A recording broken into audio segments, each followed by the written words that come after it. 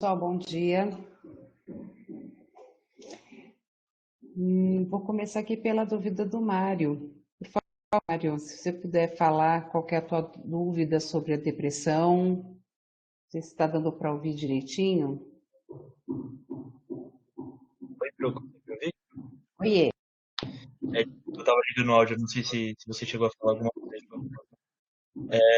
Então, eu fiquei pensando, porque você falou que a depressão, às vezes, ela pode vir em decorrência de algum quadro orgânico, né? Às vezes de uma doença, por exemplo, você usou o exemplo do câncer e tal, mas eu fiquei pensando se não tem algum caso de, tipo, a depressão vir não necessariamente por uma doença, às vezes, mas por uma deficiência de alguma vitamina, algum tipo de coisa assim. Porque eu sei que, às vezes, pela falta da produção de um hormônio, a pessoa pode começar a desenvolver quadros da depressão. Aí eu não tenho certeza se é isso mesmo, ou se ela vem só como, tipo, alguma outra denominação, ou se é depressão mesmo, sabe? Olha, Mário, em torno da depressão e, na verdade, em torno de todas as questões de saúde mental, né? Tem muito essa vertente que vem sendo investigada, né? Inclusive existe uma força-tarefa entre cientistas aí no sentido de poder detectar marcadores bioquímicos, né, em torno de todos os quadros psicopatológicos. Acho que é o campo que vem avançando mais nos últimos anos, né? E sim, provavelmente a gente tem alguma questão que se opera aí, certamente em relação a neurotransmissores, posso dizer que é uma questão já devidamente esclarecida, né? A questão aí da serotonina, em especial no caso e deve ter sim algum outro achado do ponto de vista aí da questão da condição bioquímica nutricional, vitaminas e coisas assim que possam estar associados. Eu confesso para você que eu não conheço de uma forma mais pormenorizada esses achados bioquímicos, né? O que a gente apresenta na disciplina são as questões mais visíveis, né, do que a depressão ela evidencia. E eu sugiro que você faça, então, uma pesquisa, eu acho que talvez você já tenha até feito, na medida em que você trouxe essa dúvida aqui. E o pessoal da psicofarmacologia, no próximo semestre, talvez possa esclarecer muitas dessas dúvidas do ponto de vista bioquímico, né? Que eu acho que é uma questão que vai aparecer na depressão, na esquizofrenia, em outros quadros, né? Então, acho que o pessoal de psicologia tem mais expertise para responder isso para você, mas provavelmente sim, né? A gente tem, por exemplo, um pareamento muito forte, isso já é fruto aí de vários estudos, entre depressão e atividade física, por exemplo, que eu acho que acaba meio tangenciando a tua dúvida, né? No sentido de que pessoas que fazem fica, talvez tenham uma questão protetiva em relação, ou o contrário, pessoas que já tenham quadro de depressão se beneficiam muito de atividades físicas.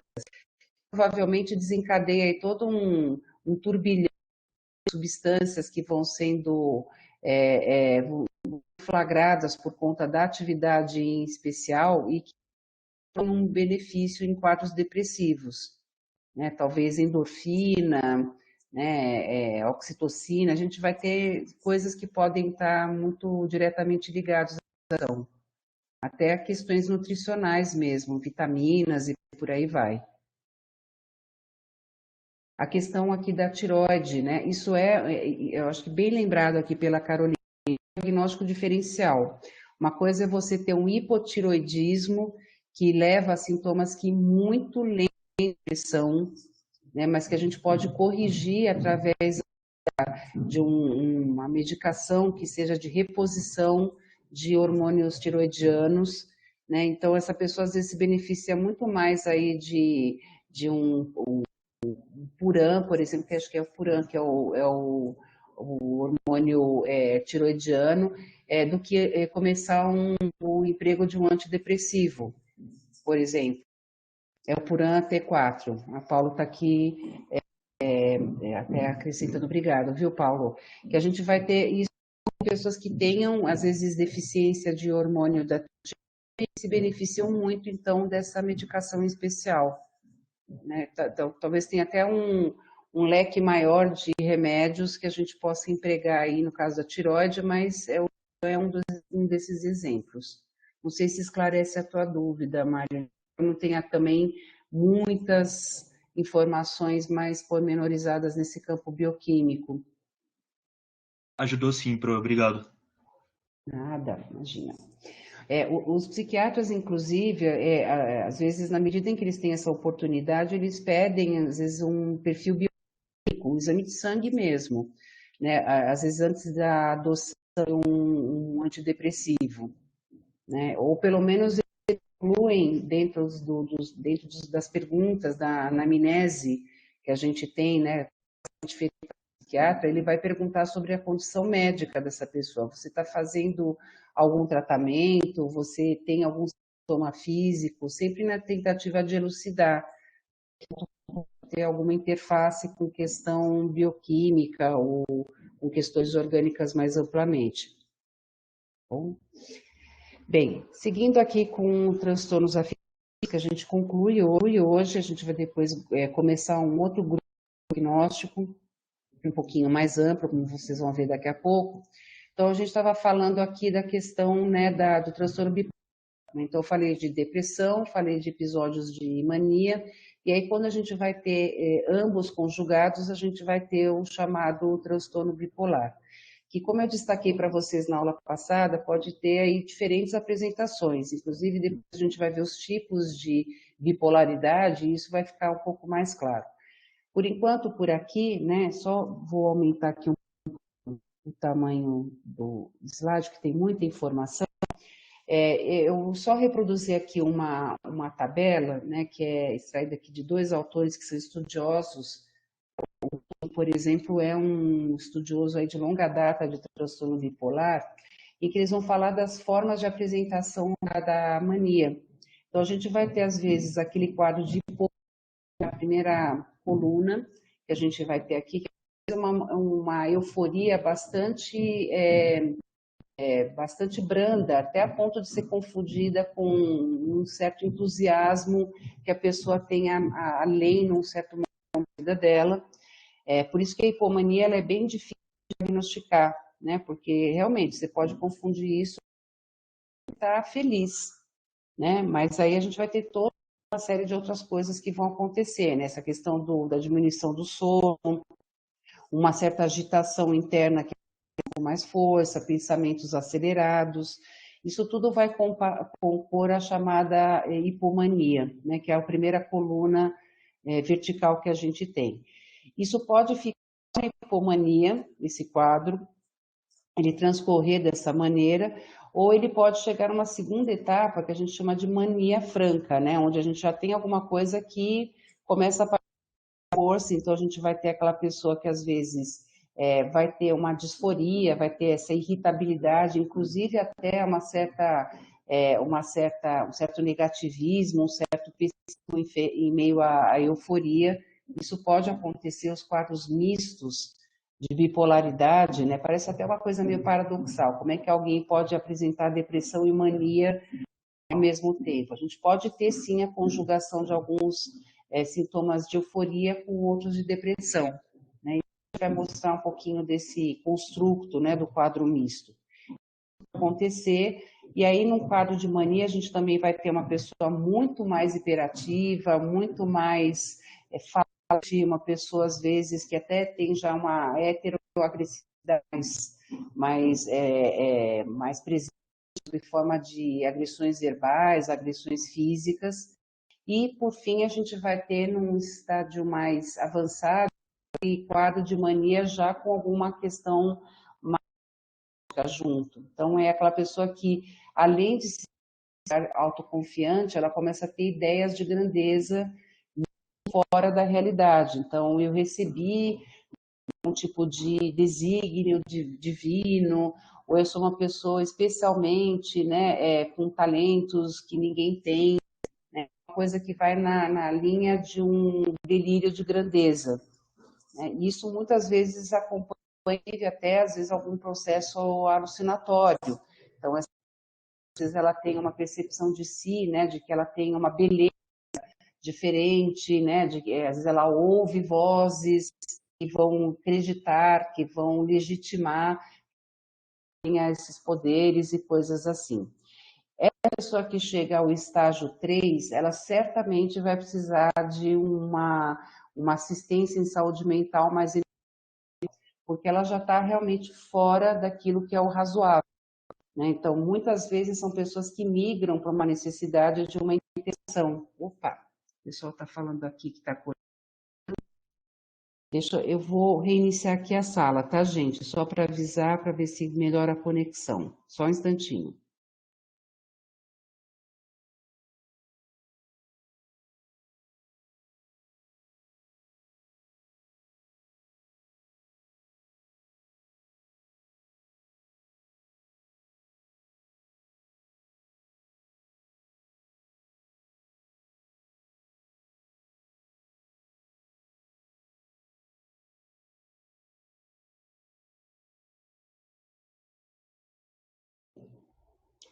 Vamos ver se melhorou o áudio. Por favor, vocês me sinalizem ou se ainda está picotando.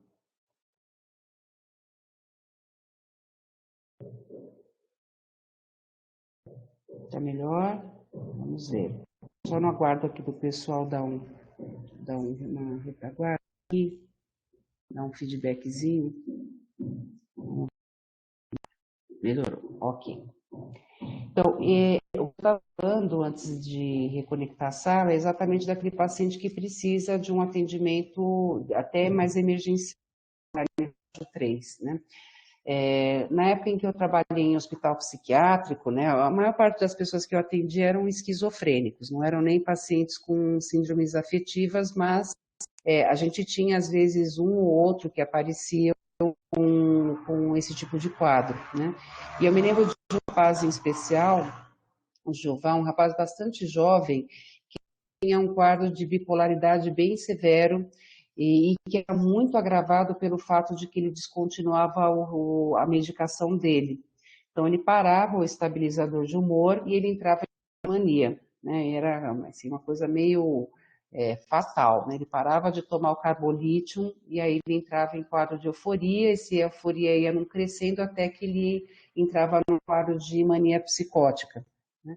Quando ele chegava mal, né, era assim uma judiação mesmo, porque ele chegava mal, né? Era um paciente muito querido nosso, que já tinha múltiplas internações, e quando ele chegava no hospital, ele estava em nível de aceleração que a gente não conseguia contê-lo, nem para uma conversa. A gente fazia as entrevistas com ele, só para vocês terem uma ideia, com ele na enfermaria, ou lá no hospital, porque ele não conseguia ficar parado, sentado por muito tempo. E aí falava assim, de uma forma incessante, era difícil a gente ter um discurso linear do Jeová. A gente perguntava uma coisa, ele respondia, mas aí ele ia para um outro assunto, e era muito realmente difícil a gente ter um discurso mais linear, mais encadeado. Em que a gente introduzia, né, a medicação para ele, o estabilizador de humor, junto com a psicoterapia, também dos outros serviços que a gente tinha, serviço social, terapia ocupacional, em questão assim de uma semana e meia, ele melhorava assim de uma forma muito visível. Então era um daqueles quadros que era dramático exatamente porque ele poderia ficar muito bem se ele levasse adiante a medicação, principalmente, que não era o caso, né? Ele saía do e parava, né? Ele não tinha uma rede de apoio, também eram muito ruins que às vezes vão acontecer em alguns pacientes, né? A conjugação de vários fatores desfavoráveis. E foi o que aconteceu no caso dele, né? Por isso que ele reinternava tantas vezes. A Luísa está falando aqui eu vou só trazer aqui, eu estou com o celular, eu vou trazer o celular um pouquinho mais para perto. Isso.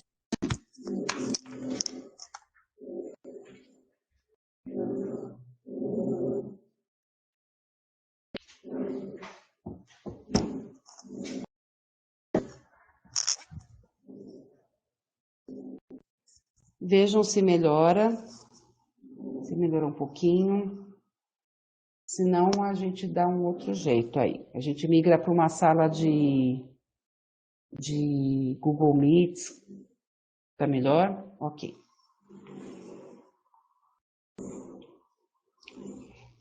Bem, e aqui eu vou mostrar para vocês, né, um modelo assim de várias formas de apresentação de transtorno bipolar, né? E vou tomar aqui por base, né, um autor que nem está reportado no plano de ensino de vocês, mas que eu super recomendo, que é o Diogo Lara. Diogo Lara é um psiquiatra brasileiro, especialista em transtornos de humor, e ele tem um livro chamado Temperamento Forte e Bipolaridade, né, que eu recomendo super para vocês. É um livro bem gostoso de ler. O Diogo, ele é técnico e ao mesmo tempo ele tem uma escrita muito boa, né, no sentido da fluência. Vocês vão encontrar esse livro com uma certa facilidade em PDF, Temperamento Forte e Bipolaridade, né? Inclusive, esses gráficos que eu estou trazendo aqui, essas figuras, são extraídas do livro dele, né, do material. Se não for do livro, é de algum material instrucional dele ligado a esse livro, né? E aqui ele vai apresentar exatamente essas várias modalidades de apresentação de transtorno bipolar, e eu começo aqui pelo tipo 1, que é exatamente esse quadro mais severo que a gente vai ter. Não corresponde ao número de pacientes mais numeroso que a gente vai ter de bipolaridade. São os casos assim mais raros, inclusive, são esses que demandam internação, né? E aí o que a gente vai ter, né? Vão ser pessoas que vão ter aí uma apresentação mais intensa de mania e de depressão, né? Às vezes de depressões mais breves, não é o mais comum, mas aqui nesse caso as depressões são mais breves e mais fases de mania e de hipomania. Então aqui eu acho que dá para ver de uma maneira, tá bem didático aqui, né, que as cores quentes, amarelo, laranja e vermelho, correspondem à mania, e as cores frias à depressão, né? E aí você vai ter uma pessoa, por exemplo, que vai ter o primeiro episódio de mania, uma mania grave, já até com sintomas psicóticos, inclusive, e que trata desse quadro de mania, ou até em casos que podem acontecer melhor espontaneamente, sem nenhum tipo de tratamento. Aí essa pessoa passa por um período, né, que às vezes pode ser até breve mesmo, e ela migra para um polo mais depressivo. Às vezes em questão, às vezes de meses, até semanas, ela sai da mania e vai para a depressão, e uma depressão muito grave. Aquela depressão em que o sujeito fica prostrado, ele não tem vontade de fazer nada, ele não se alimenta, ele não sai da cama, ele não se higieniza, ele não consegue trabalhar, né? Depois você tem uma pessoa que, tratado ou não, sai desse quadro de depressão, e aí ele entra numa fase de uma certa estabilidade, né? Que é esse igual que a gente tem aqui na primeira coluna, à esquerda do gráficozinho, que a gente chama de eutimia, né? Eutimia é o humor normal, é aquele que tem aquelas flutuações que fazem parte do dia a dia, né? A gente fica às vezes um pouco mais entristecido, ou fica às vezes um pouco mais eufórico, mas nada que destoe daquilo que é o razoável das flutuações de humor. Então, se a pessoa fica às vezes um tempo curto, um tempo até um pouco mais longo, fica um ano bem, digamos assim. E aí ela migra para um outro quadro de hipomania, né, alguma coisa menos severa do que o primeiro episódio que ela teve. Depois ela melhora um pouco, vai para um quadro de depressão, ou seja, a gente vai ter flutuações de humor que são mais extremadas, né? Depois ele faz um outro quadro de mania plena, né, ou de uma mania até já psicótica, e aí o que a gente vai ter é aquela pessoa que, assim, talvez seja o bipolar mais fácil da gente identificar. E quem está ali nas cercanias do paciente, que conhece essa pessoa relativamente bem, consegue identificar que ela está francamente eufórica ou francamente depressiva, né? No meio disso tudo, a gente pode ter episódios de hipomania, como eu mencionei, e nessas fases mais graves, a gente pode ter delírio, alucinação, comportamento desorganizado, tanto num polo como no outro, né? E é por isso que a gente consegue, às vezes, ter, então, essa identificação mais clara desse tipo de situação, né? Mais frequente dentro da população que a gente vai ter, né, de bipolaridade é o chamado tipo 2, o que o Diogo Lara chama de tipo 2, né? Então, a gente vai ter, às vezes, aquela pessoa que ela vai ter pequenos episódios de euforia, né, que às vezes realmente são detectados só por pessoas muito próximas, né, e períodos de melhoria e depois períodos de depressão, alguns mais graves, alguns menos graves, de modo que fica muito difícil, às vezes, identificar mais claramente que se trata de um bipolar. Por quê? Porque, às vezes, essas fases de depressão, elas se acompanham de momentos um pouco mais, né, não tão favoráveis da vida do sujeito. Então, as pessoas entendem que, às vezes, é uma reação depressiva condizente com a situação, em boa parte das vezes. Mas, em alguns momentos, essa pessoa vai ter, às vezes, uma depressão um pouco mais severa, né? Que também, às vezes, não é tão perceptível assim, né? E o que a gente vai ter, às vezes, nesse caso, e é por isso que eu estou falando que é um caso mais frequente na clínica, você vai ter, às vezes, aquela pessoa que ela é considerada essa pessoa que o Diogo Lara fala que tem um temperamento forte, né, no sentido de ser uma pessoa muito reativa, às vezes a situações benéficas ou não tão boas, né, que tem aí uma tristeza que destoa, no sentido de já entrar numa situação de abatimento. Às vezes é uma pessoa que vai ter sintomas mistos, né, que é o que eu vou apresentar no slide a seguir. Você vai ter alguns sintomas que lembram mania, mas junto com algumas coisas que lembram depressão, né? Parece, eu volto a dizer, sugere uma coisa meio paradoxal, né? Como é que alguém pode estar em euforia e em depressão ao mesmo tempo? Mas sim, alguns desses pacientes vão tendo esse humor mais turbulento, né? É aquela pessoa que acaba sendo de difícil convívio, né? Que é uma pessoa que às vezes acaba tendo ações mais intempestivas, tendo tomadas de decisões mais desrazoadas e coisas assim, né? E que é entendido como uma característica de personalidade, quando na verdade não é. Às vezes acaba sendo um transtorno bipolar mesmo. É o paciente que acaba sendo diagnosticado mais tardiamente.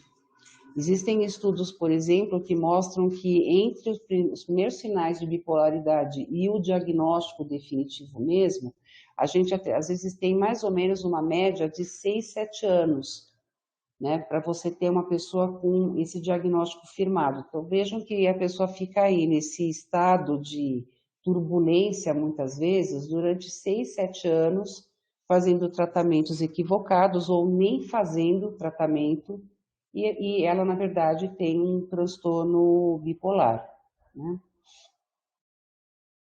Nesse tipo também usa remédio ou melhor só terapia? A Ariane está perguntando aqui. Nesse caso, é necessário usar estabilizador de humor. É muito frequente, pelo menos da experiência que a gente tem em saúde mental, que essa pessoa se beneficie de estabilizador de humor, sim, né?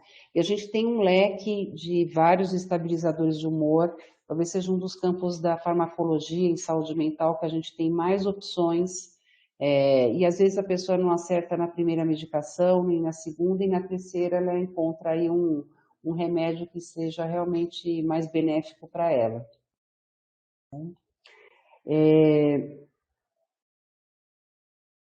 E aqui, só para complementar, né, a gente tem no DSM, né, essa descrição desse diagnóstico que eles chamam de transtorno afetivo bipolar episódio misto, né, então a gente vai ter sintomas que satisfazem os critérios para mania ou hipomania, associados a pelo menos 3 ou mais dos seguintes sintomas depressivos: humor rebaixado, redução de interesse e prazer, identificação dos movimentos, pensamentos de inutilidade e culpa, falta de energia no corpo e pensamentos de morte.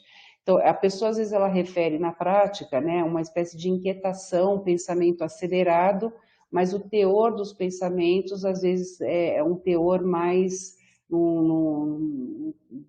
de natureza mais depressiva. Ela fala de uma irritabilidade, de uma insônia, de uma espécie de aceleração, junto com um pensamento de inutilidade e culpa.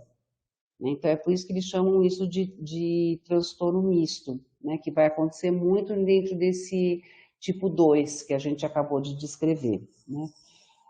A Estela está perguntando aqui, como funcionaria o tratamento de alguém que vive essas turbulências e também apresenta um quadro depressivo? São só os estabilizadores de humor mesmo? Estela, o coração do tratamento é o estabilizador de humor, mas em fases depressivas você pode associar com um antidepressivo. Não é uma coisa rara de acontecer, tá? Em casos de episódio misto, principalmente, ou quando você tem um episódio depressivo. A Carolina está perguntando aqui, professora, tem algum tipo de TAB que a pessoa consiga se manter estável sem estabilizador de humor ou é necessário sempre?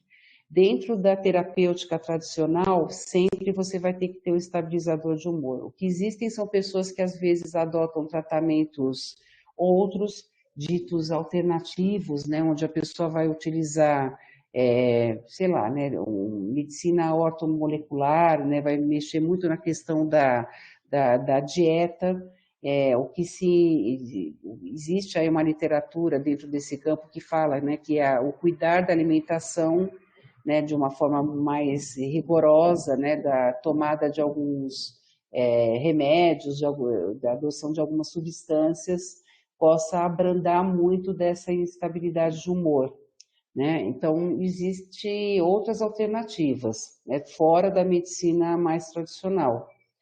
O quanto elas são eficazes ou não, tem pessoas que falam que se beneficiam disso e outras dizem que é uma coisa inócua. Elas tiveram que voltar a tomar estabilizador de humor em algum momento. A Estela está perguntando aqui, fiquei com essa dúvida, porque são medicamentos muito diferentes para tomar no mesmo momento, mas esclareceu sim, quando a pessoa está muito depressiva, Estela, a gente vai precisar de um antidepressivo de suporte, né, junto com o estabilizador de humor, né? Dona Keuli está perguntando aqui, tem um episódio do Modern Love com a Anne Hathaway, né, que fala sobre isso, ela apresenta fases extremas de depressão e de mania, né, que é uma personagem, né, que tem TAB, o pessoal já tinha comentado aqui, né? E aí a gente vai ter um terceiro tipo, que esse é bem curioso, porque ele é muito reflexo do que é os nossos serviços de saúde, né? Já vou explicar o porquê. Vou só tomar aqui um golinho de café. O que a gente vai ter aqui? Aquela pessoa que ela é uma bipolar e ela vai procurar um serviço de saúde mental quando ela está depressiva. O que, aliás, é muito comum. A pessoa que está em euforia, ela não se acha uma pessoa que esteja, né, mal, muito pelo contrário. É aquela pessoa que está dormindo menos, que está fazendo muito, que está tendo uma ampliação da sua rede social. Então, quem leva o paciente com euforia para um psiquiatra, para um psicólogo, é a família, que está percebendo que ele está muito acelerado, né? Mas a pessoa propriamente não. Ela vai procurar provavelmente quando ela está numa fase de depressão, né? E aí, por que eu falei que os serviços de saúde são aí diretos colaboradores desse tipo de situação que a gente descreve aqui? Porque a gente às vezes vai ter uma consulta em saúde mental, por exemplo, com um psiquiatra, que é uma consulta que dura 15 minutos, 20 minutos. Vamos pensar um pouco aí na rotina básica de um psiquiatra que trabalha no convênio, ou no serviço público mesmo. Ele tem uma agenda de 20 pessoas para atender na manhã. Então, ele vai acelerar o processo de consultas dele. Então, ele ouve essa pessoa falando que ele está com pouca energia, com anedonia, sentimentos de menos-valia, aquele quadro clássico de depressão. Ele vai prescrever um antidepressivo, né? Dentro do pouco que ele conseguiu coletar, ele vai prescrever um antidepressivo. E aí, o que vai acontecer? Esta pessoa, ela vai ter, às vezes, uma virada maníaca, por obra exatamente do antidepressivo. Então, numa próxima consulta, uma consulta de reavaliação, daqui a um mês, né, a pessoa passa, ela volta dizendo, olha, eu melhorei muito da depressão, né? E aí o profissional de saúde percebe que sim, ela melhorou da depressão, mas ela está levemente eufórica e muito falante, né? E mais desinibida. Aí ele fica de olho, né? E ele marca um outro retorno. E aí, nesse outro retorno, daqui a mais um mês, a pessoa vem visivelmente acelerada, visivelmente eufórica, falando de vários assuntos, né? Não consegue manter uma conversação mais linear, aquilo tudo que eu tinha falado lá do meu paciente do hospital psiquiátrico. E aí o profissional bem consciencioso, bastante atento, ele vai falar, opa, esse paciente saiu de um abatimento e partiu para o extremo oposto.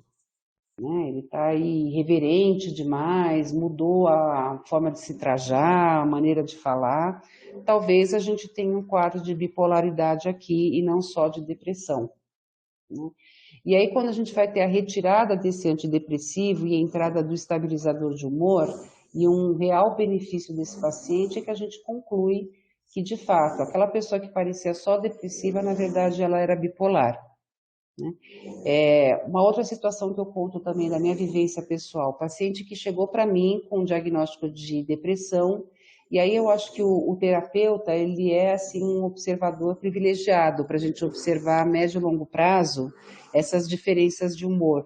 Era uma paciente que eu atendi, até a colega psicóloga, inclusive, ela tinha um quadro de depressão, e aí eu fui percebendo aí com 6 meses, 1 ano de acompanhamento dessa moça, que ela começou a entrar numa fase em que ela começou a ficar muito acelerada, visivelmente, e eu percebia isso enquanto terapeuta.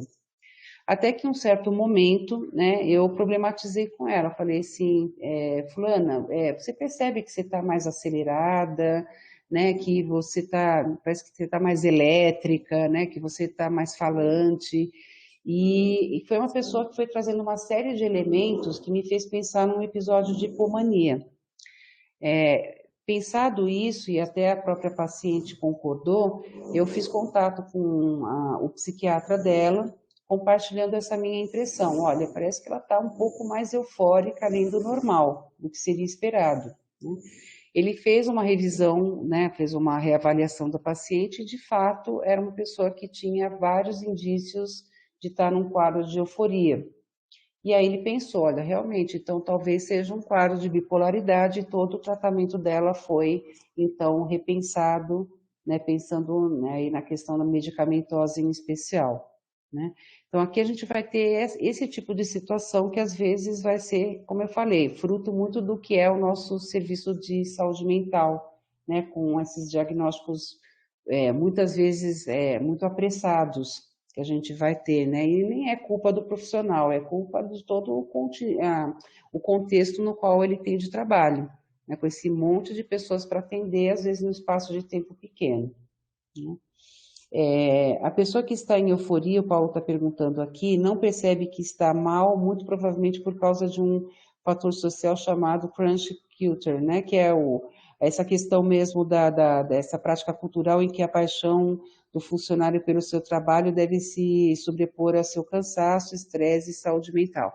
A gente está numa cultura, Paulo, muito bem lembrado o que você está falando, da produtividade, né? Então, as pessoas que performam, né? Essa expressão performar, né? Que caiu aí no saber popular, né? Principalmente no meio corporativo, o fulano está performando, ele entregou muita coisa que foi demandada para ele. Muitas vezes acaba sendo um fator também que acaba sendo um fator confundidor para quadros de euforia. Porque o fulano que é o funcionário mais destacado da equipe, às vezes ele está num quadro de hipomania, por isso que ele está produzindo tanto. Né? E o Paulo colocou aqui, olha, muito legal aqui essa questão do crunch culture aqui, que eu vou até salvar também, Paulo, para depois dar uma lida aqui, né? Essa questão dos perigos mesmo, que esse tipo de circunstância pode levar, né? Das pessoas acabarem se sentindo, né? Meio que fazendo parte aí de um sistema de trabalho tido como ideal, e na verdade elas estão num quadro de euforia, como eu falei, né? E depois a gente vai ter, opa, momento, deu um tiltzinho aqui na conexão. Acho que eu voltei, né? Depois a gente vai ter um quadro que é a chamada ciclotimia, né? Que ela vem sendo estudada bastante nos últimos tempos. É um quadro polêmico, né, na medida em que a gente às vezes vai ter uma espécie de interface com questões de personalidade. Existem pessoas que são mais dinâmicas, que são mais, né, que têm uma energia maior, são com as pessoas mais produtivas, né, e que isso faz parte da natureza dessas pessoas. E é isso que o Diogo Lara vai falar de temperamento forte, né? Aquela pessoa que realmente tem uma vitalidade maior. Isso é uma questão inerente a esse indivíduo, né? O que é diferente do que ele descreve aqui como ciclotimia, né? Então, a gente vai ter uma pessoa que aqui tem um período de tempo menor, um humor muito oscilante, muito desregulado, com sintomas de humor elevado e depressivo, mas que não tem aí um quadro mais definido de hipomania e de depressão, né? Então, é uma pessoa que às vezes vai ter mudanças, inclusive se fala, tem um pesquisador americano, o Agobia Kiskal, que ele é um grande estudioso de bipolaridade, e que ele fala, inclusive, de TAB de ciclagem ultra rápida, ou seja, a pessoa ela tem mudanças de humor em períodos assim de horas, né? Então, ele vai chegar a esse grau de preciosismo, de falar de uma ciclotimia mais radical, onde você tem mudanças de humor em um período bem, bem pequeno mesmo. Mas a ideia da ciclotimia é de uma pessoa que vai ter esse tipo de mudança mais, um jeito mais rápido, né? E aí a gente vai ter essa instabilidade de humor, né? E a gente vai ter uma pessoa que às vezes vai, inclusive, tendo uma intensificação dessas mudanças de humor com o passar do tempo, né? E aqui a gente vai ter, às vezes, então, a indicação de terapia para esse tipo de pessoa, às vezes pode ser pensado como uma questão principal ou até a questão exclusiva. Para alguns casos, em especial, se pensa na conjugação da terapia com estabilizador de humor. E a ideia é de que essa pessoa tenha realmente, né, uma vivência menos turbulenta, né, em termos de desregulação de humor. Mas é um conceito, volto a dizer, bastante polêmico, porque a gente tem pessoas que de fato têm características de personalidade que são essas. São pessoas mais reativas, pessoas mais com um nível de energia mais presente, com, enfim, uma reatividade emocional mais presente. Tá? Bem, aquilo que eu já tinha destacado, mas para deixar aqui registrado no slide, né? Tirando a ciclotimia, que tem essa desregulação de humor mais curta, né? Mais uma euforia mais próxima de alguma coisa mais depressiva, as demais modalidades de TAB, né? A gente sempre tem que pensar que existe aí, às vezes, uma presença de sintomas maníacos ou depressivos que, às vezes, são entremeados por fases de normalidade mesmo. Então, tem pacientes que têm um primeiro episódio de euforia lá com seus 22, 23 anos, aí ele passa uns bons 3, 4 anos sem nada. E aí ele vai, daqui a 3, 4 anos, ter um outro episódio de euforia. Depois de um ano, ele vai ter um episódio de depressão. Então, a gente tem um período largo, né? Para a gente não pensar que toda bipolaridade é essa montanha russa, né? Como as pessoas escrevem por aí. Ah, o fulano muda de opinião, aí ele é bipolar, né? Aquela ideia de que bipolar virou adjetivo. Não é bem assim que vai acontecer na clínica, né? Então, o que a gente vai ter, exatamente porque esses episódios eles vão ter espaços maiores, é um diagnóstico mais tardio, né? Muitas vezes, ou o diagnóstico equivocado. Então, pessoas que às vezes são diagnosticadas como ansiosas, como depressivas, com transtorno borderline, né? Então, a gente vai ter alguns elementos confundidores aí no meio desse caminho, né? De qualquer maneira, né, existem estudos que mostram que, por exemplo, em casos de transtorno afetivo bipolar, por serem as depressões às vezes muito mais severas, a gente vai ter um pareamento com a questão do comportamento suicida, né? O comportamento suicida vai aparecer com força em transtornos da personalidade marcados por muita impulsividade, e a gente está falando aí, né, Pedro está falando aqui que está picotando. A gente vai ter na bipolaridade, no borderline, muito essa questão, às vezes, da ameaça suicida, até do suicídio, mas de verdade a gente vai ter no transtorno bipolar os casos mais frequentes de suicídio, né? São as tentativas mais graves e são os suicídios levados adiante bem, né? Então, aí a Maria Isabela está perguntando uma coisa aqui, muito bem-vinda, legal você ter feito essa pergunta. Quais as principais diferenças entre uma pessoa em hipomania e uma pessoa ansiosa? A pessoa hipomaníaca, ela vai ter uma questão de um otimismo, né, de uma energia, né, uma energia tida como positiva. Já a pessoa ansiosa, Maria Isabela, ela vai ter uma espécie de inquietação, mas que gera uma sensação de desconforto, muitas vezes, né? Então, é isso que vai aparecer junto com outros sintomas, né? Então, a pessoa ela vai ter, o hipomaníaco não vai ter, por exemplo, sintomas físicos do tipo dor no corpo, né? Dor nas costas, dor de cabeça tensional, né? Ele vai se sentir uma espécie de paraíso, né? De produtividade. Então, ele tem uma questão de otimismo e de bem-estar que destoa muito do ansioso. É uma das diferenças que a gente pode dizer aqui. Paulo, melhorou? O Paulo está com ok aqui. O que tinha falado por conta do Pedro falou? Melhorou, Pedro, a tua conexão? Espero que sim. A Letícia está falando aqui, professora, tem uma conhecida que é diagnosticada com bipolaridade, borderline, é muito sofrimento. Isso pode acontecer, a conjugação desses dois diagnósticos, e realmente é um paciente muito difícil da gente tratar, e o sofrimento dessa pessoa é realmente muito maior, né? Mas pode existir essa comorbidade sim, né? O Paulo falou, né? Já pude ver isso na prática. Obrigado, Pedro, de você dar o feedback aqui, acho que é da plataforma mesmo, né?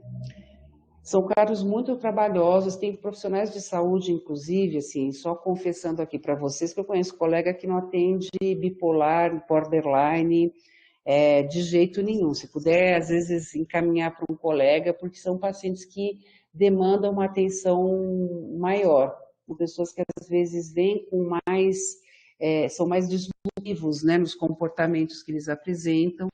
Então, tem gente que às vezes é bem evitativo mesmo, em se tratando de trabalhar com pessoas que tenham instabilidade de humor, né? Principalmente borderline, né? E se tiver conjugado uma bipolaridade mais ainda. Bem, para a gente concluir, então, os transtornos afetivos aqui, né? As nossas síndromes afetivas, eu vou deixar aqui duas sugestões. O primeiro, aqui é só as faces de Ellen, é um filme, né, que aqui eu só coloquei o link para o trailer dele, mas eu acho que vocês conseguem encontrar aí, buscando em plataforma de vídeo, o vídeo, o filme por inteiro, na íntegra, que conta exatamente o caso, então, de uma moça que foi diagnosticada com bipolaridade grave, inclusive ela ficou hospitalizada, enfim, é um filme que é bem recomendável. E o segundo aqui é um canal do Jimmy Pagliano, que tem diagnóstico de bipolaridade, e ele tem um canal inteiro que ele vai ter alguns vídeos que ele fala a respeito da experiência dele de ser bipolar, e nesse vídeo aqui em especial, né, que eu recomendo para vocês, ele fala sobre exatamente esse momento de incerteza sobre o diagnóstico. Ele corresponde bem àquela pessoa que eu tinha falado, passar anos sem ser diagnosticado, e aí um dia ele acaba encontrando um bom profissional de saúde mental que pondera que talvez tenha então um transtorno bipolar, e a partir dali ele começa a fazer o tratamento regular, né? O tratamento com fármacos e também a psicoterapia. Então eu recomendo também esse canal e esse episódio aqui em especial, que ele é bem convencional mesmo, ele conta todos os reveses que ele passou, as voltas com o diagnóstico de transtorno bipolar. Bom, começamos então uma nova categoria diagnóstica, que é um grande guarda-chuva, vocês vão perceber, que tem vários quadros diferentes, mas eles têm uma coisa em comum, que é a questão da ansiedade, né? E aqui a gente vai usar não o DSM, mas vamos usar a CID-10, né? O capítulo F da CID-10, os transtornos mentais e comportamentais, faz parte, então, esse capítulo 10, né, que é desse capítulo F, aliás, da CID-10, esse grupo diagnóstico aqui, né? Então, que a gente chama de transtornos neuróticos, de estresse e somatofóbicos. E a questão que vai ser assim, o fio condutor desses quadros diferentes entre si é exatamente a questão da ansiedade, e vai aparecer das diferentes formas em cada um desses quadros aqui. Tá? Bem, só para a gente falar aqui, né, do emprego da palavra neurose, finalmente a palavra neurose aparece no sistema classificatório, né? Pois é, só na CID-10, tá, gente? No DSM a neurose não aparece de jeito nenhum. Existe toda uma questão ideológica, uma questão até política, de bastidores mesmo, do porquê que a palavra neurose não aparece no DSM, mas ainda aparece um pouquinho na CID-10. O termo neurose ele foi abolido do DSM, né? E aí o que eles fizeram? Naqueles quadros ditos neuróticos, né, que constavam nas versões anteriores do DSM menos, mas da CID-10 sim, eles foram recebendo novas nomenclaturas. Só um instantinho aqui, deixa eu tomar um café. Tá difícil aqui a garganta. Então, por exemplo, a neurose histérica aparece hoje com uma outra nomenclatura, é transtorno de personalidade histriônica. Olha só, o nome completamente diferente. A neurose obsessiva aparece como transtorno da personalidade obsessivo-compulsiva. Então, a gente vai tendo mudanças de nomenclatura mesmo. E aí, né, as hipóteses que a gente tem, né, de que o sistema classificatório ele pretende ser ateórico, portanto, ele não se filia a nenhum tipo de escola, muito menos a psicanálise.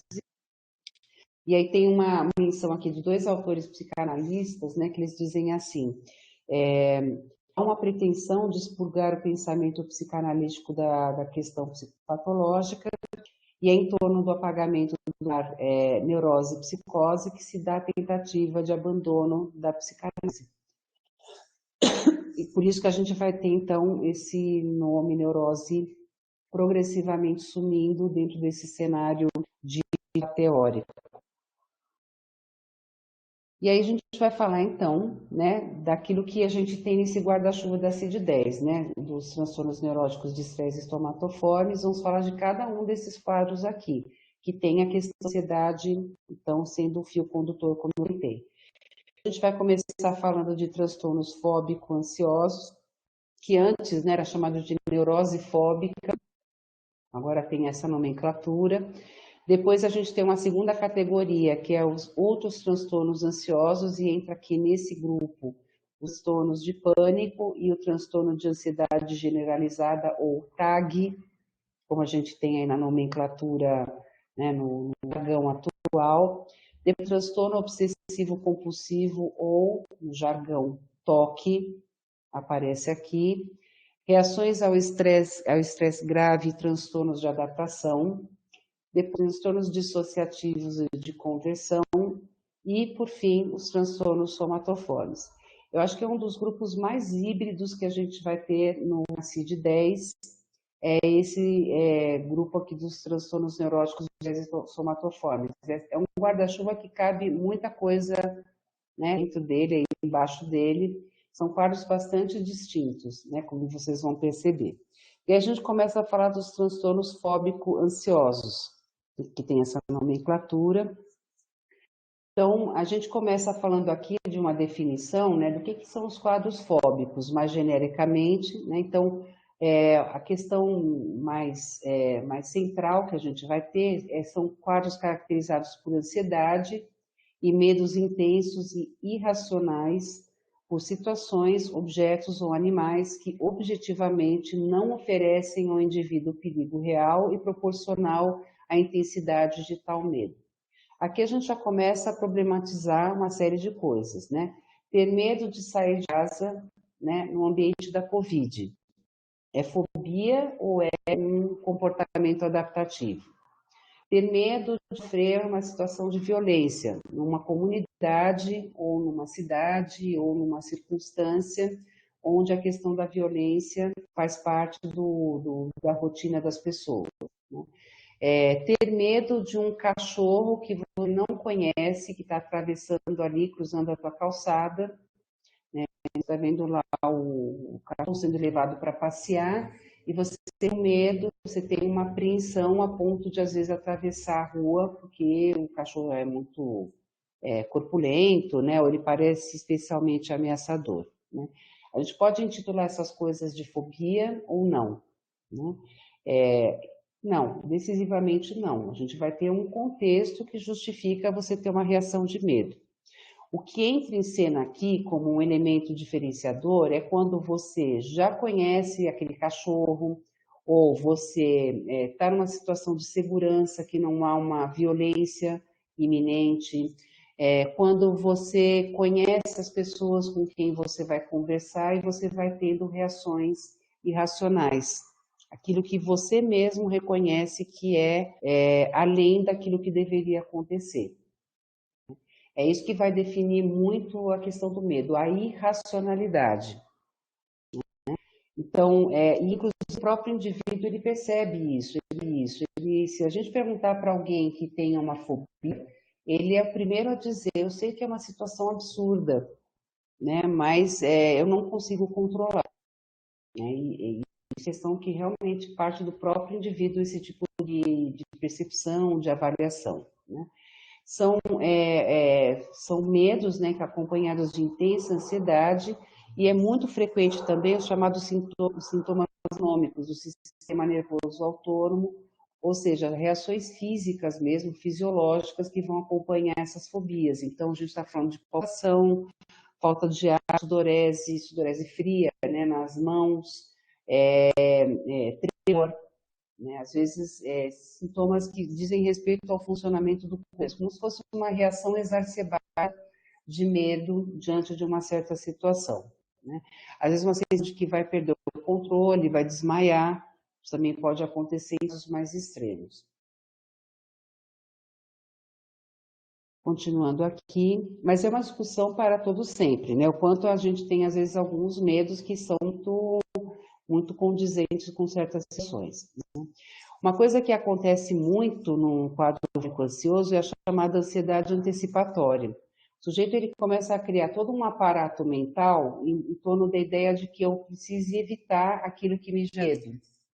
Então, o exemplo típico que tem, né? Eu vou ter uma reação de ansiedade muito absurda se eu pegar o elevador. Então, eu já estou prevendo que se eu tenho que fazer uma entrevista de emprego, num certo prédio, eu vou tentar avaliar, por exemplo, em qual lugar que vai ser, em qual andar, eu vou chegar, sei lá, 15 minutos mais cedo, porque se a entrevista é lá no 9º andar, eu vou subir pelas escadas. Certamente eu vou fazer isso, eu vou tentar evitar ao máximo ficar ansioso com um emprego de elevador. Então, para chegar bem lá na entrevista de emprego, eu vou ter algum tipo de adoção de um comportamento para evitar esse medo, né? Ou então, aquela pessoa que tem medo de lugar fechado, por exemplo, andar de metrô, né? Então, essa pessoa, de repente, ela vai fazer toda uma programação também. Isso é uma paciente que eu tive no consultório, inclusive. Ela precisava fazer as viagens de metrô dela fracionadas. Então, ela pegava o metrô, sei lá, linha azul. Então, ela pegava lá no Jabaquara, ela ia até a Praça da Árvore, depois ela desembarcava, tomava um fôlego, se aquietava, se acalmava, aí ela pegava um outro vagão que viesse na sequência, e aí ela andava mais 3 estações. Aí ela saía novamente, e aí ela ia fazendo essa viagem fracionada, né? Também ela tinha o hábito de não pegar metrô de jeito nenhum naqueles momentos de pico, né, em que a gente vai ter um trânsito maior de pessoas, a sensação de ficar fechada num vagão com muita gente era uma coisa para ela desesperadora. Eu não estou falando nem de período de pandemia, tá, gente? Essa pessoa que eu estou comentando aqui é uma pessoa que atendi já sei lá, uns 5 anos atrás, né? E aí ela também evitava de pegar em momentos em horário de pico. Ela tinha um medo enorme de ficar entre estações, né? Às vezes isso acontece, o metrô às vezes está mais carregado, e aí às vezes ele para entre uma estação e outra, ou seja, tem aquela parede, né, do túnel que fica ali de um lado e de outro das janelas. Então ela tinha todo um jeito de, às vezes, fracionar mais ainda a viagem dela. Então, entre estações, que ela sabia que isso podia acontecer, então ela pegava o metrô e depois saltava na estação seguinte. Vejam, são todas ações no sentido de se proteger, né, de situações que gerem muito medo, né? Vou dar aqui um outro exemplo, esse é bem, bem comum. A pessoa tem medo de fazer exame de sangue. E aí a gente vai ter esse medo primário, e aí a gente vai ter, às vezes, medos secundários a isso. Então, já que eu tenho medo de tirar sangue para fazer um exame, né, um exame bioquímico, um perfil bioquímico de sangue, eu vou evitar de ir no médico, porque eu corro o risco do médico me indicar esse tipo de exame em especial, né? Então, a Pro, gente vê essa questão da ansiedade antecipatória muitas vezes acompanhando as fobias. Fala, Mário. eu fiquei pensando aqui, desculpa até interromper, que às vezes tem um delay do áudio, mas tipo, eu fiquei pensando no caso, por exemplo, que você falou do medo do elevador. Como que acontece? Tipo, às vezes esse transtorno fóbico ansioso ele pode ser confundido com um toque, alguma coisa assim, ou ele vem junto com o toque, porque, sei lá, tipo, meio que um método assim específico que a pessoa pode ter, sei lá, não sei se eles podem vir acompanhados ou não. Mário, pode sim. Às vezes a pessoa, em torno de um tema de fobia, para ela, pode adotar um ritual. Um ritual para, por exemplo, se sentir mais tranquilizada para lidar com essa fobia. A gente pode ter conjugação de fobia com toque, sim, com certeza, tá? É, Maria Isabela está perguntando aqui, prof, a síndrome do pânico é um transtorno fóbico ansioso? Não, é um quadro à parte, viu, Maria Isabela? Já já vou falar dele. Só vou pedir para você esperar um pouquinho. A Camila está aqui perguntando, prof, o medo irracional pode futuramente se associar a situações que não causam perigo e se tornar um quadro fóbico? Pode, né? Às vezes a pessoa começa com alguma coisa, eu acho que a gente está falando da questão da pandemia, eu acho que é um bom exemplo disso, né? Essa pessoa que hoje ela tem hábitos de higienização, né, que são muito condizentes com essa condição de pandemia que a gente está atravessando, mais adiante ela pode ter aí fobia de se contaminar com qualquer tipo de doença, porque aí ela tem a suposição de que ela tem uma vulnerabilidade maior para certas situações e aí ela passa a evitar entrar em certos ambientes com esse medo de contaminação. Pode. Isso se torna uma questão irracional, mais disseminada para além da questão da pandemia. Pode sim. Bem, para a gente falar então de fobia, que só para deixar registrado, eu já havia comentado, né? A gente tem que ter a irracionalidade e o absurdo do medo, né? Então aqui a gente dá o exemplo clássico, né, do medo de barata, né? E para algumas pessoas, né, é um medo que inclusive é transgeracional, às vezes tem aqueles medos que seguem uma certa linha aí de uma cultura, de uma família, onde avó, avô, tio, tia, todo mundo tem medo de um certo bicho, né? E isso acaba sendo disseminado para as gerações seguintes. Então, às vezes você pergunta para uma pessoa, mas por que você tem medo de barata? Olha, eu nunca parei para pensar, né? Mas é uma coisa que todo mundo da minha família tem, né? E se a gente parar para pensar, uma barata não oferece, em tese, eu sei que eu vou bater de frente aqui com quem tem medo de barata, a barata é um bicho meio, né, sem grandes perigos, né? A não ser as baratas voadoras, eu confesso para vocês que eu acho que elas são assim abusadas, as baratas voadoras, elas batem as asinhas assim perto da gente. Gente, barata voadora é um ser, eu acho que tem bichos que são descendentes dos aliens que aqui já habitaram na Terra, e as baratas voadoras são um exemplo disso, né? Trauma de barata voadora, porque elas são realmente, elas são abusadas. Eu acho que esses seres são abusados. O pessoal que está dizendo kkk, né? Besouro voando, o Pedro está falando mais de besouro, né? Marimbondo, né? Borboleta. Tem gente que não pode nem ver a figura da borboleta, que tem, às vezes, assim, reações muito grandes, né? Depois que a barata sobe na sua perna, não existe mais nada no mundo. É verdade, hein? O mundo para neste momento, né? Os pombos também são abusadíssimos, né? Além do que eles têm mira laser, né, para poder, às vezes, fazer os cocôzinhos deles. Né? O Paulo dizendo, barata voadora me faz duvidar se Deus criou todos os animais mesmo. Eu tenho uma teoria, só fazer aqui um comentário, né, de que Deus ele foi criando os bichos, as coisas, assim, à medida em que, né, nos 7 dias, né, então no primeiro dia ele criou as coisas mais divertidas da natureza, então o ornitorrinco, ele criou no primeiro dia, né, ele criou coisas muito legais. Aí, à medida em que ele foi ficando meio chateado, assim, eu acho que ele estava com azia no 6º dia, ele criou, então, o chuchu, a barata, né? Criou também a mariposa, mas ele não estava bem. Deus não estava bem no 6º dia, e aí ele criou a barata voadora. Essa é a minha teoria. Né? Aí tem um pessoal falando aqui, né, do pombo. Aí o Paulo, que essa declaração seja cânone, amém.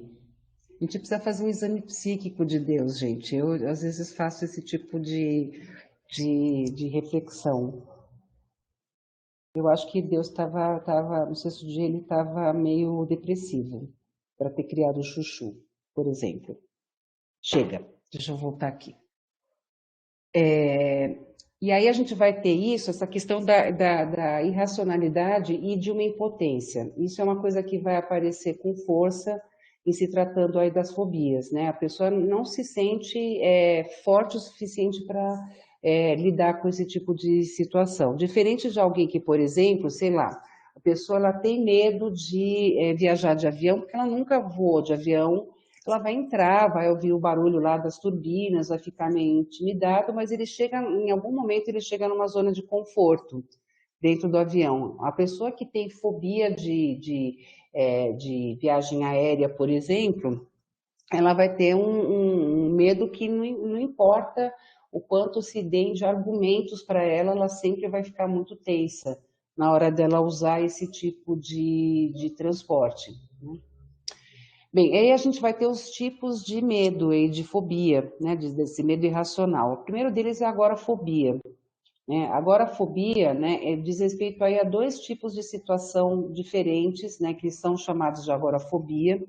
Então, o primeiro deles é quando a pessoa se encontra em locais ou situações das quais sair dali poderia ser difícil ou embaraçoso.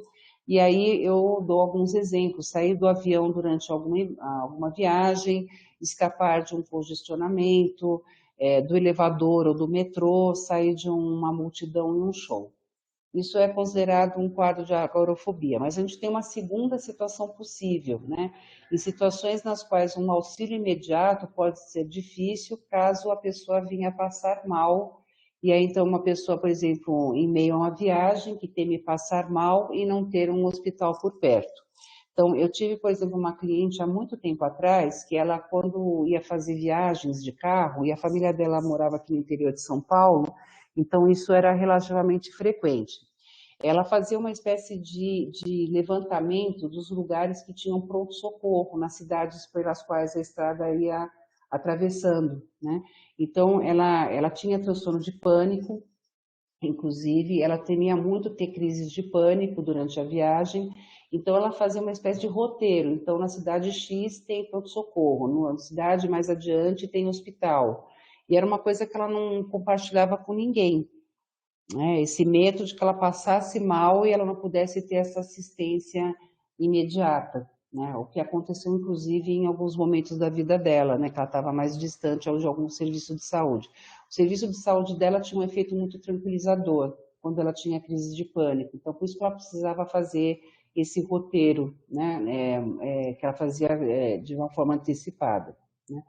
Então, tem pessoas que às vezes entram, sei lá, num estádio de futebol, numa casa de shows, né, enfim, em algum lugar, a primeira coisa que ela vai fazer é tentar localizar os lugares de escape, por exemplo, né, que é o caso aqui, né, de lugares que ela presume que seja difícil sair, né? É por isso que multidão acaba sendo uma razão, às vezes, de medo dessa pessoa, porque ela presume que ela tem uma barreira maior para poder sair daquele ambiente. Tem muitas pessoas ali ao redor, né? Congestionamento, por exemplo, tem gente que faz rotas, né, para não pegar congestionamento de jeito nenhum. E não é nem no intuito de fazer um percurso mais rápido, é porque essa pessoa tem medo. Eu me lembro de um outro paciente que eu tive, esse mais tempo mesmo. Ele tinha medo de congestionamento, ele não pegava o minhocão de jeito nenhum. Por quê? Porque o minhocão, quem já passou de carro por lá sabe disso, não tem acostamento. Então, ele dizia que se ele ficasse parado, e não é raro de ficar parado no minhocão em alguns dias e horários, ele temia que acontecesse a mesma coisa que aconteceu uma vez, em que ele teve uma crise de ansiedade muito intensa, e aí ele estava já próximo daquelas saídas do minhocão, ele parou ali o carro, né, ele bicou o carro ali num lugar meio improvisado, fechou o carro e saiu andando, né? Tamanho grau de ansiedade que ele teve ali diante daquele acúmulo de veículos. Então, é disso que a gente está falando aqui. Na agorafobia, é comum que a pessoa precise de um companheiro, como um parente ou um amigo, para ir em lugares públicos. O medo pode ser tão esmagador que o imobiliza, por isso que essa questão de andar com alguém, que acaba sendo quase que um parceiro, né, sempre presente, um meio que o anjo da guarda. Eu já vi muito paciente falar isso, fulano de tal é meu anjo da guarda, né, que vai junto no sentido de ser um elemento tranquilizador, assegurador, né. O medo excessivo pode fazer com que a pessoa perceba-se incapaz de sair de casa. Às vezes esse medo de ir para a rua acaba sendo tamanho que a pessoa realmente passa longos períodos, e a gente não está falando de pandemia, a gente está falando de situações em que a pessoa não tem uma ameaça real e ela fica muito tempo presa em casa, né? E a agorafobia, ela vai acontecer muito frequentemente em pacientes com transtorno de pânico, né? É muito frequente que essas situações que a gente descreveu, que está num lugar fechado, uma multidão, sem saída, sem um lugar que tenha aí uma assistência de saúde mais pronta, né, mais imediata, apareça com pessoas que têm transtorno de pânico, né? Por isso que essas pessoas têm toda uma programação na vida, né, para evitar esse tipo de situação em especial, né? A Lauren está falando aqui, tem um livro muito bom que fala de agorafobia, Mulher na Janela, que virou filme na Netflix. Olha aí, uma outra sugestão bacana para a gente falar desse tema. Depois a gente vai ter as fobias específicas, né? Que elas têm uma diferença aí da agorafobia, porque a gente está falando, em geral, de objetos, de coisas bem mais circunscritas. Então, a gente está falando, por exemplo, de medo de ficar em lugar fechado, né? Não que isso não aconteça na agorafobia, né? Mas na agorafobia tem muito mais a ver com multidão e espaços abertos. Aqui a gente está falando, às vezes, de lugares, às vezes, né? Uma sala. Eu tenho uma paciente, por exemplo, que agora eu estou atendendo ela online, mas toda vez que ela entrava na minha sala de atendimento, quando a gente fazia atendimento presencial, ela pedia para abrir a cortina da janela. Ela precisava ver a janela, precisava ver o espaço fora, porque ela ficava muito aflita se a janela tivesse com a cortina fechada, né? A gente está falando de uma coisa bem mais circunscrita mesmo. Medo de altura, medo de animais, tomar uma injeção, ver sangue, são exemplos, tem vários outros. Há pelo menos 6 meses, então aí a gente tem esse teto temporal que o ACID propõe, né? Em crianças, né, o medo ou ansiedade pode ser expresso por choro, ataques de raiva, imobilidade e comportamento de agarrar-se.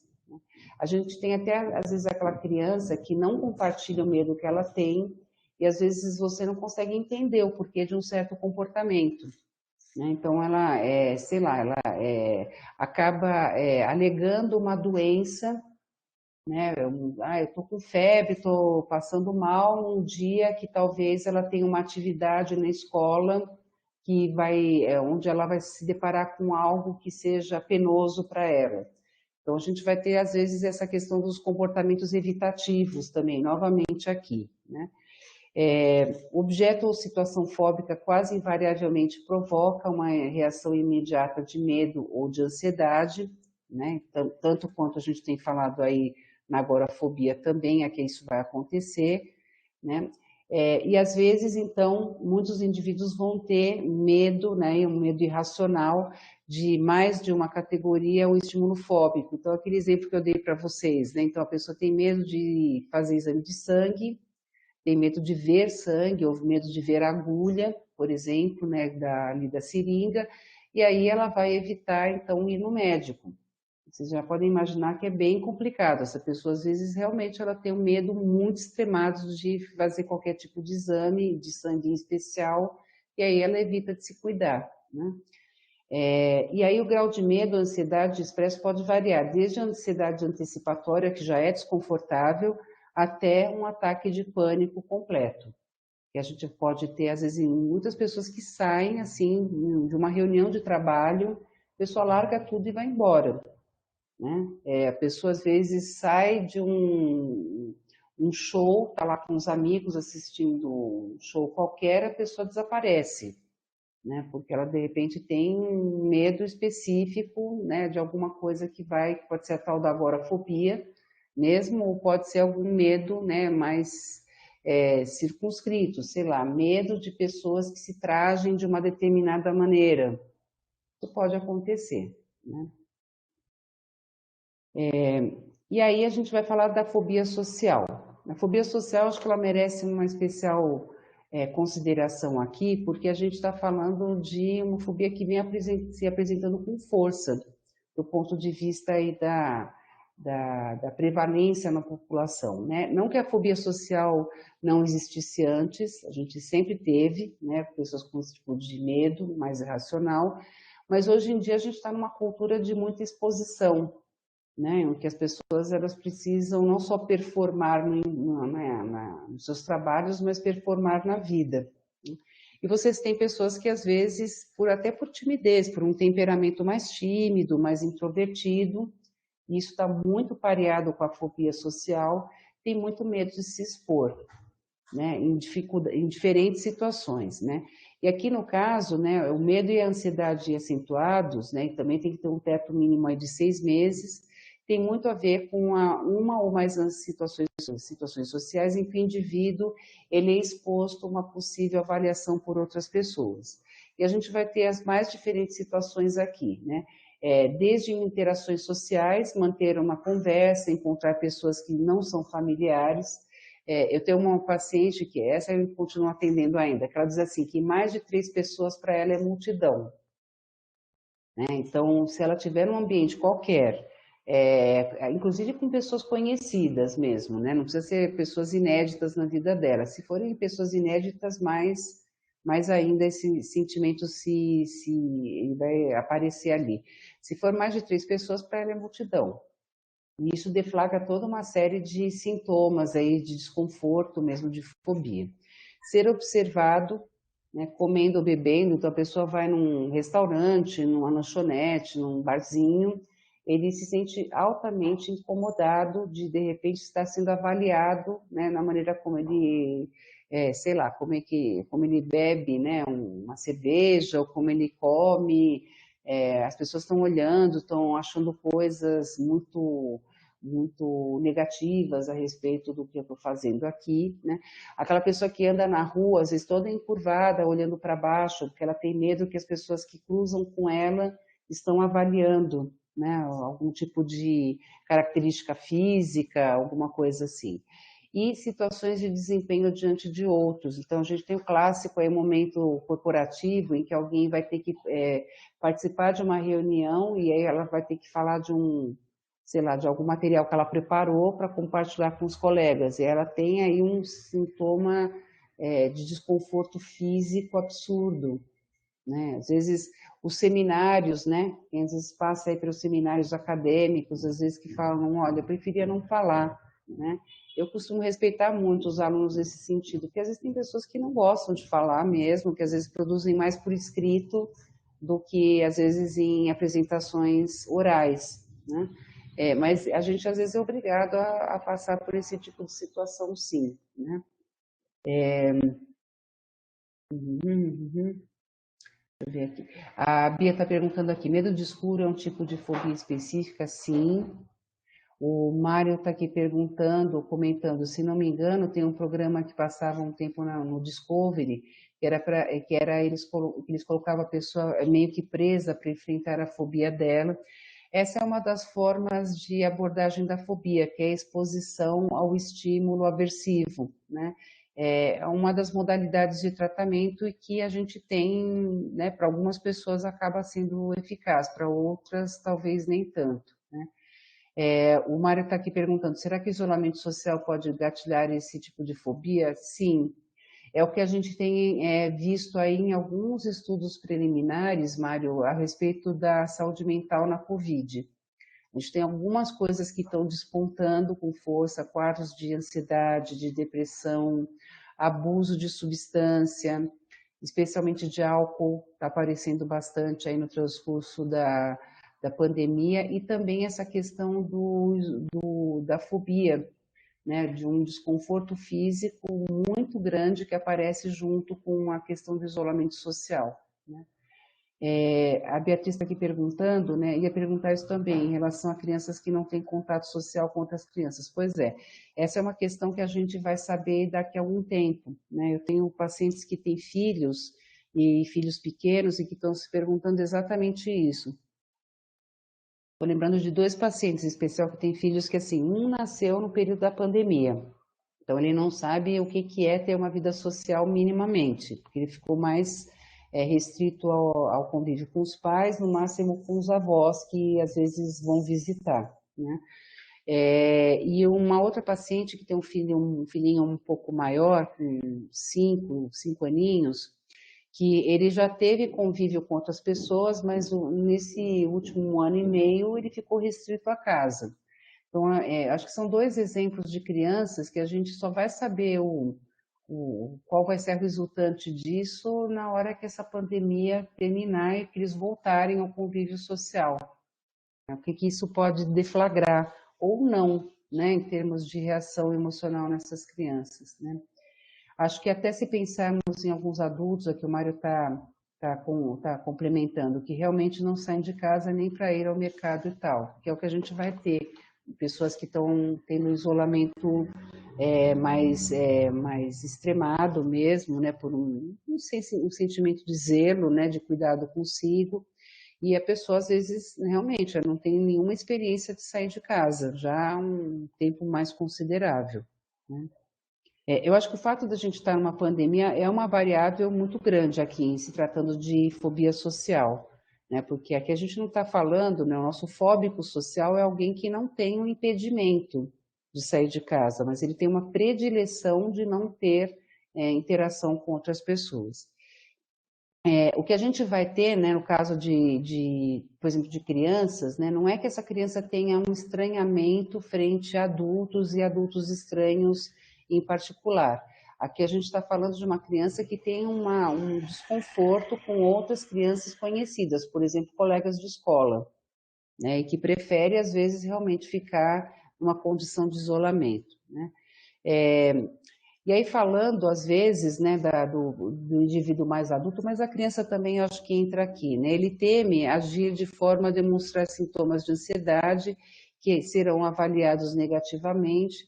Então, ele tem também um constrangimento, né, de admitir que ele tem fobia social, então ele vai criando todo um aparato explicativo de argumentos para poder, então, se desviar dessas situações de exposição. É aquela criança que, de repente, num dia que ele vai ter uma apresentação no colégio, ele acorda dizendo que está com um mal-estar físico e pede para a mãe para faltar na escola. Então, ele teme, na verdade, é a ansiedade de ter ansiedade. né, que ele sabe que a exposição aí aos demais colegas vai ser para ele gerador de sofrimento, né? Que é isso que a gente está dizendo aqui. As situações sociais quase sempre provocam medo e ansiedade, a não ser situações mais circunscritas, né? Que a gente vai ter, por exemplo, os grupos que são mais familiares daquele indivíduo, né? Ou às vezes o contato virtual. O contato virtual, às vezes, é um bom expediente para alguém que tem esse tipo de fobia. A pessoa ela acaba sendo vinculada mais a esse tipo de contato mediado pela tecnologia. Depois, falando da TAG, né? A TAG é o transtorno de ansiedade generalizada, né? Então, a gente vai ter aqui, né, uma condição que ela é distinta dessas crises de ansiedade, porque ela é uma condição crônica. Então, geralmente, quem tem TAG tem aí durante meses e anos a fio. Tem gente que fala, inclusive, numa entrevista, as pessoas comentam assim, desde que eu me conheço por gente, eu tenho ansiedade. Então, quando a gente tenta fazer uma espécie de linha do tempo, né, dessa ansiedade, a pessoa diz, olha, quando criança eu já era uma criança travada, eu era uma criança sempre apreensiva, sempre hipervigilante. Então, o que a gente vai ter aí já é a ansiedade não como sintoma. Alguém perguntou lá atrás, né, de ansiedade, sintoma, e é isso que a gente tem aqui. Aqui a gente já tem um quadro de ansiedade mesmo. E o que a gente vai ter, né? O indivíduo apresenta constante angústia, tensão e preocupação. Isso pode também estar correlacionado com insônia. É muito comum a pessoa que tem TAG ter aquela insônia inicial, ela vira na cama de um lado para o outro, ela não consegue dormir, né? Dificuldade em relaxar, irritabilidade, dificuldade para se concentrar. Junto com esses sintomas mais subjetivos, a gente vai ter, às vezes, sintomas físicos. Então, dor de cabeça, aquela dor de cabeça tensional que o pessoal fala, né, que precede ou sucede alguma situação com uma carga ansiosa maior. É muito constante para essas pessoas. Dores musculares, principalmente na região das costas, né, região aqui cervical. Esses pacientes que têm TAG têm muito frequentemente esse tipo de dor, né, que é uma dor constante. Dor de estômago, né, taquicardia, sudorese fria, hipertensão também está muito vinculada a essa ansiedade crônica, né? E é um quadro crônico persistente que precisa ser cuidado, né? São pessoas que às vezes até são negligenciadas ou até elas negligenciam mesmo, em função aí de achar que é uma questão menor, que não merece um auxílio médico e merece sim, né? Avançando só um pouquinho, daqui a pouco a gente interrompe aqui. Não vai dar para falar de todos os quadros. E se não carregar o slide aqui agora, vai ser realmente uma realidade o que eu estou dizendo. Vamos ver se a gente consegue carregar. A gente não está carregando os slides? Oba, carregou. Depois a gente vai ter as crises de ansiedade. Aqui a gente vai chegar na questão aqui do transtorno do pânico, né? Que foi alguma colega perguntou lá atrás, né? Então, o que a gente vai ter? A gente vai ter uma distinção importante a fazer. Crise de pânico não é transtorno de pânico. Crise de pânico a gente pode ter a qualquer momento da vida, pelas mais diferentes razões, e às vezes até sem algum tipo de gatilho. Você pode, de repente, ter isso tudo que a gente vai descrever aqui em um único episódio, né? Ou um episódio hoje e daqui, sei lá, 2 anos você tem uma outra crise de pânico. Isso é o suficiente para a gente dizer que uma pessoa tem transtorno de pânico? Não, né? Para a gente falar de transtorno do pânico, a gente vai ter que falar de uma recorrência desse tipo de crise de pânico, né? Isso, recorrência significa ter uma crise por semana, mais de uma crise por semana, ter mais de uma crise por dia. Aí sim a gente vai poder falar muito provavelmente de um transtorno de pânico.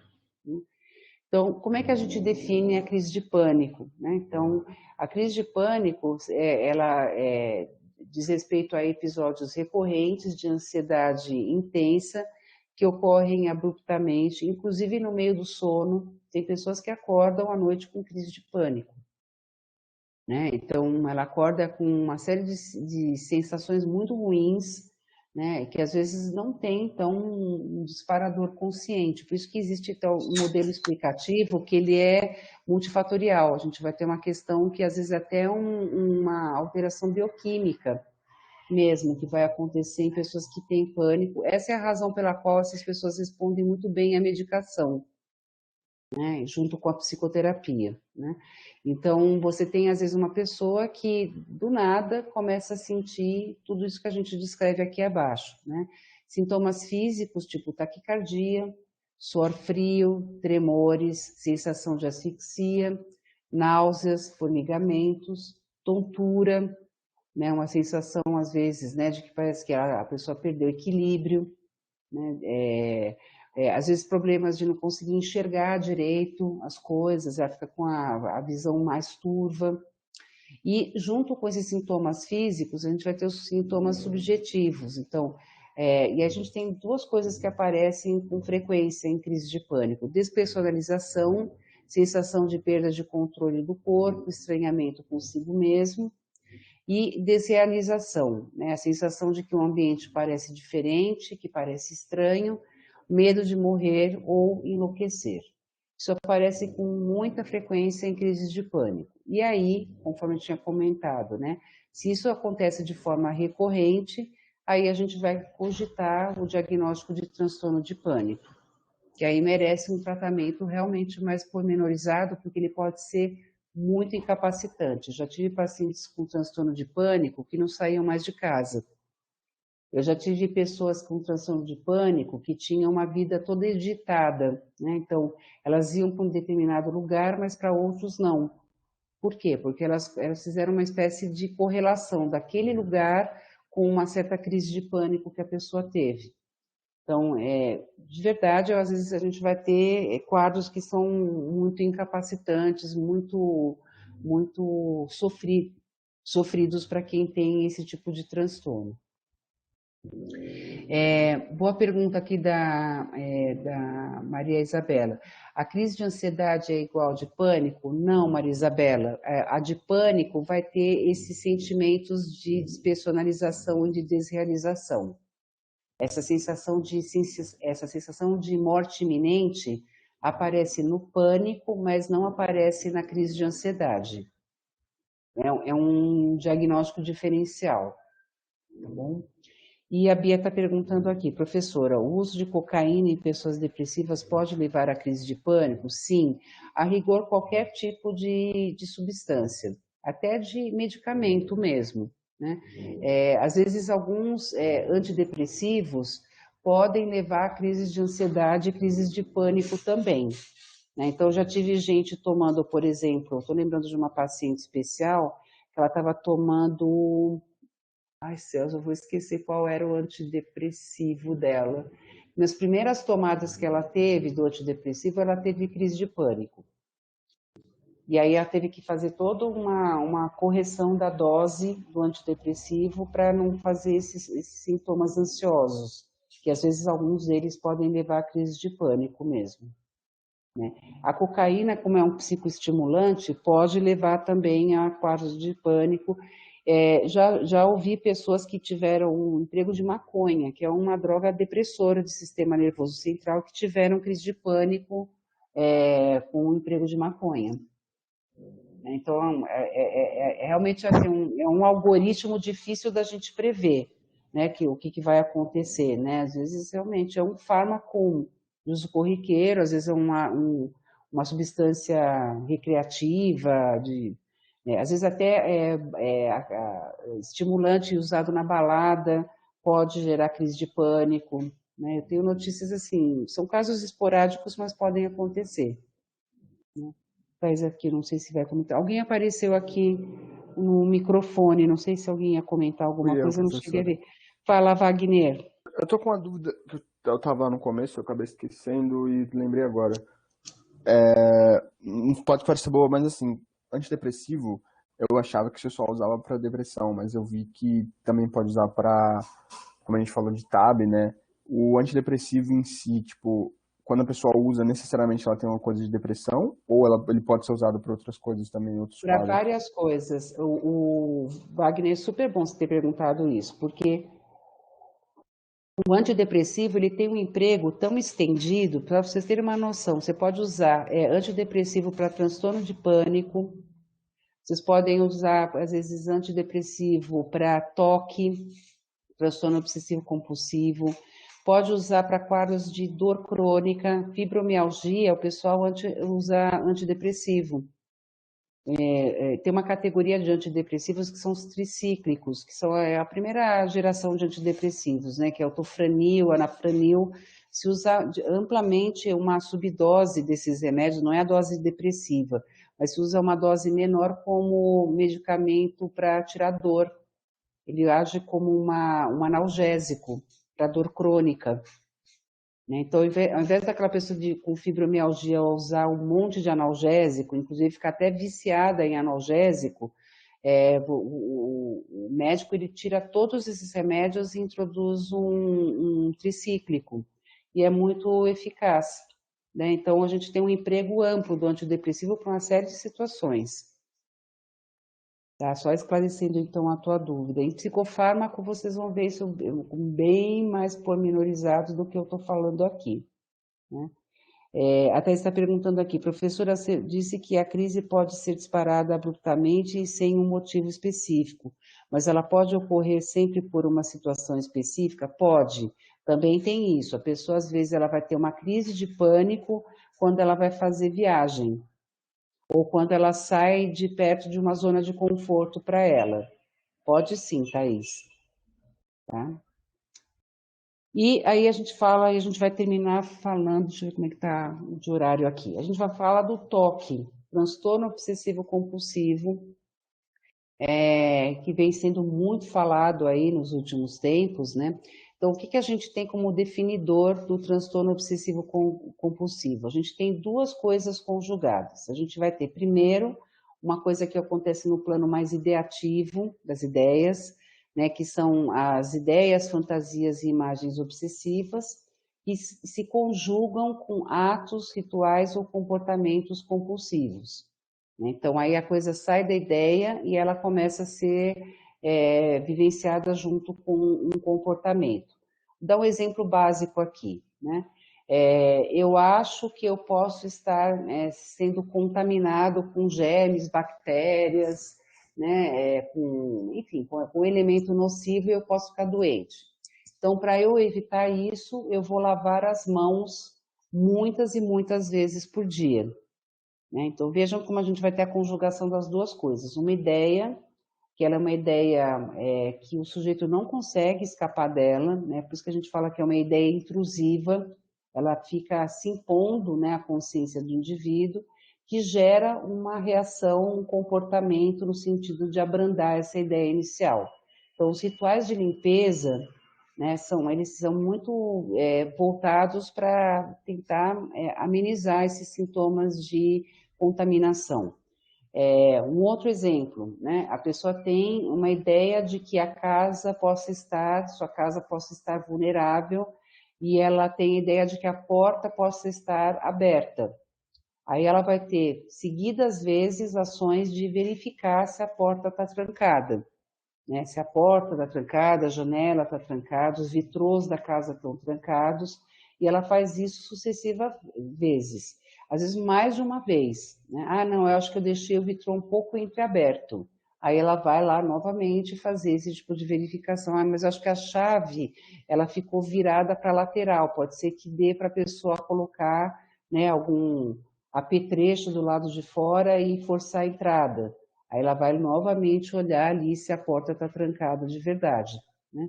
Então, aqui a gente tem, novamente, um exemplo da conjugação de um pensamento intrusivo com um ritual compulsivo. Né? Então, é isso que a gente descreve aqui no slide. Então, as ideias obsessivas são pensamentos intrusivos, fantasias ou imagens persistentes que surgem de forma recorrente na consciência, são vivenciadas com angústia, com ansiedade, por isso que está aqui nesse guarda-chuva aí dos transtornos ansiosos, né? E como algo que invade a consciência. O indivíduo conhece o caráter irracional e absurdo desses pensamentos, mas não consegue evitá-los. Quando a gente conversa com essa pessoa, ela mesma admite que é uma coisa que, né, escapa ao controle. Ela não consegue evitar. São pensamentos que vêm com muito mais força do que a capacidade de discernimento dessa pessoa de controlar isso. E os rituais compulsivos que eu falei, né, são aqueles comportamentos ou rituais repetitivos na intenção de aliviar a sua angústia, apesar do alívio momentâneo, esses rituais persistem. Então, é um grande círculo vicioso que vai acontecer. A pessoa ela tem um alívio imediato, mas mais adiante ela vai ter a suposição de que ela colocou a mão em algum lugar onde ela se contaminou. Isso começa a reverberar na cabeça dela e ela vai novamente lavar as mãos na intenção de se higienizar, né? Esse período de pandemia que a gente está atravessando pede ações, por exemplo, de autocuidado, mas existem pessoas que a gente vê que claramente estão exacerbando isso, né? Então, eu me lembro da mãe de um paciente que eu acompanho, que é uma pessoa que vive em função de ficar higienizando a casa o tempo inteiro, mesmo que não tenha entrada de ninguém estranho, nada que possa representar um risco maior ou mais evidente, ela fica o tempo inteiro tampando, né, orifícios da porta, debaixo da porta. Ela transformou a casa dela num bunker mesmo, né, onde para entrar e sair tem que ter todo um ritual absurdo de higienização, muito além do que a OMS e o Ministério da Saúde preconizam. A gente não está falando de lavar as mãos, de usar álcool gel, usar máscara, a gente não está falando disso, a gente está falando de alguém muito mais exagerado em torno desses rituais de limpeza. Não vou avançar mais porque a gente falta 3 minutos para terminar a aula, né? Só para responder aqui, né, o Paulo, o toque pode estar relacionado com a falta de autoestima, por exemplo, a pessoa repetir para si mesma diariamente que não presta, quando erra ou se lembra que errou. A gente pode ter uma associação, se bem que aqui nesse caso, viu, Paulo, eu pensaria mais numa depressão. No caso do toque, a gente vai ter que ter um pensamento intrusivo com algum tipo de ritual associado, o que pode ser aqui no caso que você está falando, né? Mas nesse caso em especial, eu pensaria assim, em primeira instância, mais como uma questão de depressão, né? Mário está aqui falando, vi uma vez o caso de uma mulher que tinha que acabar com o sabonete todo para poder sair do banho. Sim, e eu já vi paciente, Mário, que tinha dermatite de contato, que é um tipo de alergia que a gente tem, de tanto que ela lavava as mãos. Então, as mãos dela estavam com a pele toda machucada, porque ela inclusive usava um sabonete que tinha aí um princípio ativo mais forte, era uma coisa meio tipo sapólio, sabe assim, aquela coisa de um sabonete mais tóxico, por assim dizer. E aí ela teve uma dermatite de contato por causa disso, de tanto que ela lavava a mão. E a Kiara está falando que a Paula Azul pediu para avisar que a internet dela caiu. Tá bom, Kiara, obrigada por você me avisar. Larissa está falando aqui, mandei um e-mail no dia 22/4. Céus, eu estou atrasadíssima, eu vou dar uma olhada lá. Você mandou para o Gmail, né? Provavelmente, acho que eu cheguei a ver o seu e-mail lá. Eu vou dar uma olhada, viu, Larissa? No do MAC. Pode deixar, eu vou dar uma olhada, dia 22. É que realmente juntou muita coisa e eu acabei atrasando um tantão para ver os e-mails, tá bom? É isso então, pessoal. Eu vou vou abrir aqui. A gente já está 10h59, não vou abrir a lista não, tá todo mundo com presença, tá bom? Até abrir a lista aqui vai ser triste, tá bom? É isso então, gente. Fiquem bem, a gente se vê semana que vem, a gente continua aqui falando de toque e de outras coisas aí dentro desse grupo diagnóstico, tá bom? Na sequência a gente vai falar e acho que a gente começa assim na próxima aula a falar de transtornos da personalidade, tá bom? Beijo grande, fiquem bem, boa semana para vocês. Até, tchau, tchau. Boa semana, professora. Boa semana para você também, Wagner, e para todos.